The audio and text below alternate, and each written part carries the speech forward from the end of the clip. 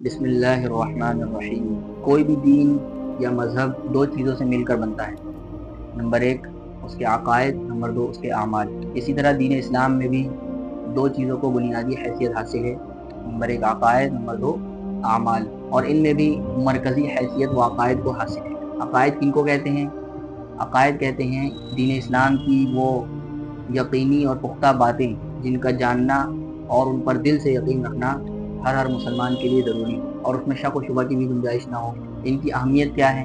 عقائد کی اہمیت اسلام کے اندر سب سے زیادہ ہے۔ اس کو آپ مثال سے یوں سمجھ سکتے ہیں کہ اگر کوئی شخص اس کے عقائد درست نہ ہو یا اس کا کوئی ایک عقیدہ وہ اسلام کے مطابق نہ ہو، تو اگر وہ زندگی بھر بھی نیک اعمال کرے گا تب بھی وہ کامیابی حاصل نہیں کر سکتا، اس کے لیے نجات نہیں لکھی جائے گی، وہ جنت میں نہیں جا سکے گا۔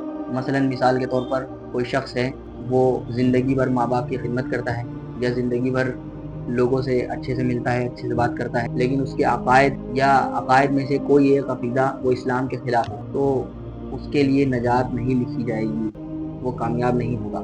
اس کے برعکس اگر کوئی شخص ایسا ہے کہ جس کے عقائد تو درست ہیں، تمام کے تمام عقائد وہ اسلام کے اور اہل السنہ والجماعت کے مطابق ہیں، لیکن اس کے اعمال میں کچھ کمزوری ہے، مثلا نماز میں سستی ہو جاتی ہے یا اسی طرح کوئی اخلاقی کوتاہی ہے، تو انشاءاللہ اللہ تبارک و تعالیٰ اس کو جنت میں تو ضرور بھیجیں گے، لیکن ہو سکتا ہے کہ اللہ تبارک و تعالیٰ اس کو اپنے فضل سے بغیر حساب و کتاب کے جنت میں بھیج دے، یا اللہ تبارک و تعالیٰ اس کو اس کی سستی اور گناہوں کی وجہ سے جہنم میں ڈالیں اور پھر جب وہ پاک صاف ہو جائے تو اس کو جنت میں داخل کر دیں۔ بہرحال وہ جنت میں تو ضرور جائے جب اس کے عقائد درست ہوں۔ تو اس سے عقائد کی اہمیت کا اندازہ ہوتا ہے کہ عقائد کو بنیادی حیثیت حاصل ہے اور عقائد کا کیا مرتبہ ہے اسلام میں۔ اسی سلسلے میں ہم نے یہ کتاب شروع کری ہے، عقائد اہل السنہ والجماعت، جو حضرت مولانا محمد الیاس محمد صاحب دامت برکاتہم العالیہ کی تصنیف کردہ ہے، اور یہ رسالہ بہت مفید ہے۔ ہم انشاءاللہ اس کو پڑھیں گے اور اس میں مذکورہ عقائد جن پر مسلمانوں کو یقین رکھنا ضروری ہے ان کو سمجھیں گے انشاءاللہ۔